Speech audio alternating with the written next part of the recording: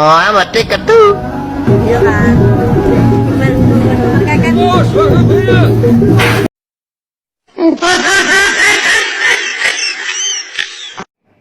Halo guys, balik lagi dengan saya Friza Fatur Rahman.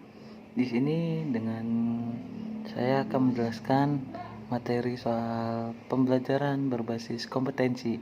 Sebelumnya kalian belum pada tahu kan pembelajaran berbasis kompetensi? Yuk, mari kita simak. Ya, di sini ada tujuan pendidikan dan pelatihan berbasis kompetensi.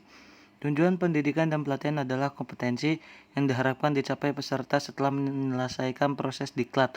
Kompetensi berbentuk kinerja atau untuk kerja yang baik dalam bidang kehidupan atau pekerjaan. Kinerja yang baik dapat dicapai berkat kemampuan menerapkan pengetahuan, keterampilan, dan sikap perilaku. Bila digambarkan, hubungan antara kompetensi, kemampuan, dan pengetahuan tampak sebagai berikut. Yang pertama ada kompetensi ditunjukkan dengan kinerja minimal baik. Yang ke kanan, komponen dicapai sebagai hasil penggunaan kapabilitas atau kemampuan dalam pemecah masalah aktual. Kapabilitas kemampuan sebagai hasil penetapan kombinasi penerapan pengetahuan, keterampilan, sikap perilaku. Kapabilitas atau kemampuan disebut kompetensi dasar diperoleh sebagai hasil perpaduan bakat, pengalaman, dan pendidikan menjadi dasar untuk mencapai kompetensi. Kompetensi ditunjukkan dengan kinerja minimal baik. Kapabilitas atau kemampuan disebut kompetensi dasar diperoleh sebagai atau hasil perpaduan bakat, pengalaman, dan pendidikan menjadi dasar untuk mencapai kompetensi. Di sini ada dua poin yang sama. Kurikulum berbasis kompetensi. Kurikulum berbasis kompetensi adalah kurikulum yang ditunjukkan untuk menciptakan tamatan yang berkompeten dan cerdas dalam membangun identitas budaya dan bangsanya. Kompetensi yang dikembangkan. Kompetensi yang dikembangkan berupa keterampilan dan keahlian bertahan hidup dalam perubahan, pertentangan, ketidakmenentuan, ketidakpastian, dan kerumitan dalam kehidupan. Desain dan pengembangan sistem. Desain dan pengembangan sistem pembelajaran dengan seluruh komponen di dalam harus difokuskan pada tujuan pembelajaran yang berisi kompetensi. Pembelajaran berbasis kompetensi tidak hanya difokuskan pada pencapaian peserta diklat, tetapi juga pada pencapaian pengajar. Kompetisi awal dan karakteristik awal peserta didik. Pihak pertama adalah pihak yang paling berkepentingan dalam hasil pembelajaran di masa depan. Mereka adalah pihak yang perlu dibantu penyelenggara diklat untuk membangun cita-citanya, peserta didik.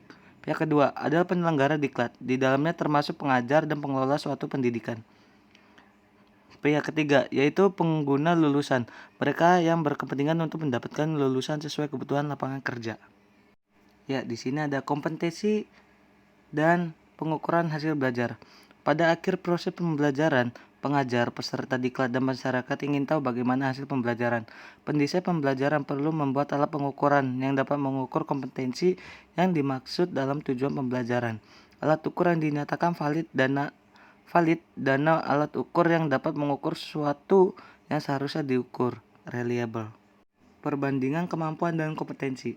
Kemampuan dalam wawasan, pengetahuan, keterampilan, sikap, kompetensi dasar. Yang pertama ada kemampuan menjelaskan cara membuat proposal penelitian. Yang kedua, kemampuan cara menulis laporan penelitian. Yang ketiga, menguraikan cara penggunaan peralatan laboratorium fisika dengan baik. Yang keempat, menguraikan cara sopan santun dalam kehidupan masyarakat. Yang kelima, menguraikan bentuk perilaku gotong royong sesuai ajaran Pancasila. Di sini yang menurut kompetensi, yang berbasis kompetensi. Yang pertama, membuat proposal penelitian yang baik. Yang kedua, membuat laporan penelitian yang baik. Yang ketiga, menggunakan peralatan laboratorium fisika dengan baik. Yang keempat, berperilaku sopan santun dalam kehidupan masyarakat. Yang kelima, bergotong royong sesuai ajaran Pancasila. Hubungan kompetensi dan strategi pembelajaran. Pendesain pembelajaran diharapkan dapat melaksanakan kegiatannya secara bertahap, yaitu yang pertama, menentukan tahapan dan langkah kegiatan pembelajaran dengan urutan isi yang diarahkan pada pencapaian kompetensi. Demikian pula pada saat menentukan metode, media, alat, dan alokasi waktu harus mempertimbangkan kesesuaian unsur dalam strategi instruksional dengan kompetensi dalam tujuan pembelajaran. Yang kedua, pengajar melaksanakan rencana strategi pembelajaran yang telah disusun dengan memasukkan upaya pemberian motivasi sepanjang proses pembelajaran agar peserta didik memfokuskan perhatiannya pada seluruh pembelajarannya.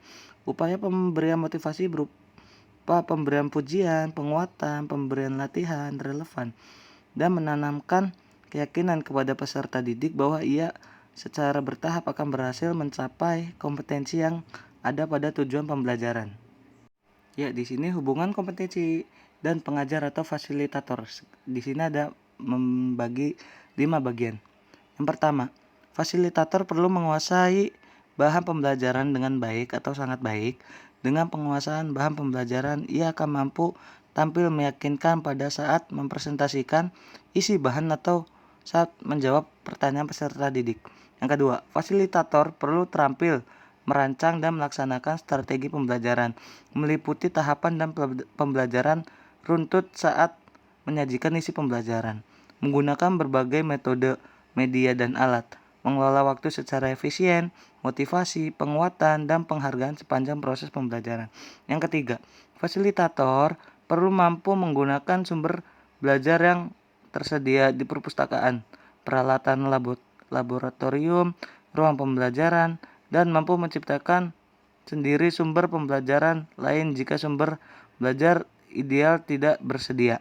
Keempat, fasilitator mampu merancang dan menggunakan alat pengukuran yang baik sesuai dengan kompetisi dalam tujuan pembelajaran. Alat pengukuran yang baik dilihat dari validitas, reliabilitas, dan kepraktisan penggunanya. Kelima, fasilitator mampu memperoleh dukungan tenaga kependidikan dan pengelola sesuatu pendidik di tempat kerja. Dukungan tenaga kependidikan berupa penyediaan ruang pembelajaran dan peralatan yang tersedia. Dari pimpinan satuan pendidikan mendapat keleluasaan berkreasi dan berinovasi dalam melaksanakan pembelajarannya.